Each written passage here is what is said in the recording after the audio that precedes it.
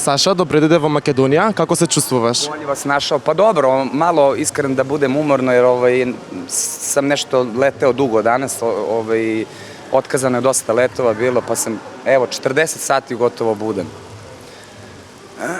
Само што настапуваше на 46-тиот традиционален светски ромски бал. Какво значење има за тебе да си дел од овој огромен настан? Pa pre svega sam vrlo počastvovan što sam večeras ovde. Prvi put nastupam na romskom balu i inače Roma kao Roma ima dosta na svim mojim nastupima i volim Rome. Nekako uvek kad pominjem Rome govorim da su najtalentovaniji, najmuzikalniji ljudi, tako da drago mi što sam večeras družio sa njima po prvi put kažem i nekako smo se od prvih taktova što se kaže dobro konektovali i eto sve postalo je, sve kasnije je bilo kako treba.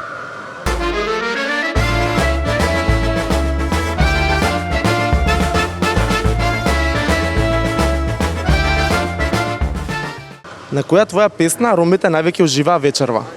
Živim da te volim, ja mislim da je to nekako romska himna. Како ти се допаѓаше организацијата на ромскиот бал оваа година? Fenomenalno, ja sam baš sad malo prepričao da je jako teško organizovati ovoliki broj ljudi pre svega i na ovakvom nivou, tako da eto čujem da su se okupili ljudi širom čitave Evrope i to je zaista onako veliki uspeh organizovati sve, smestiti ljude, organizovati im prenoćište, hranu i sve, tako da velika pohvala za organizator.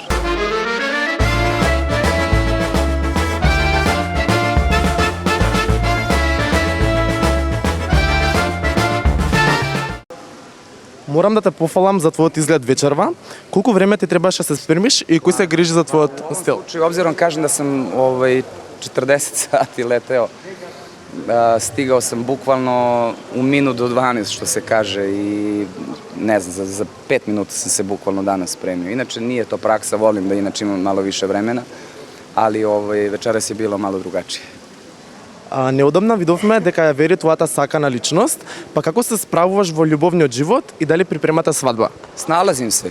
Pa ne, još uvek se ne pripremamo oko svadbe, ali da, veridba je lepo prošla i srećan sam što Zorana imam pored sebe, tako da, eto, sad smo bili malo na odmoru, nas dvoje, a sutra nastavljamo taj isti odmor, jer sam ja bukvalno došao samo zbog nastupa.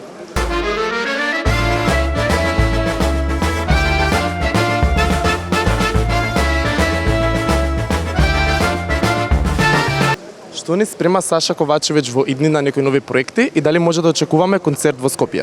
Da, apsolutno. Koncert u Skoplju se planira sad za ovu godinu. A spremam jednu jako dobru pesmu već za naredni period. Imam već nekoliko gotovih, ali nešto što sad intenzivno ovih dana radimo je, na čemu radimo je zaista onako drugačije i vrlo se radujem da izbacim. Дали има македонски музичар со кого би сакал да соработуваш? Pa ima dosta, opet kažem, kad se i Makedonija pomene, to je jedan od najmuzikalnijih naroda, tako da svakako da ima ljudi sa kojima bih voleo nešto da snimimo davice.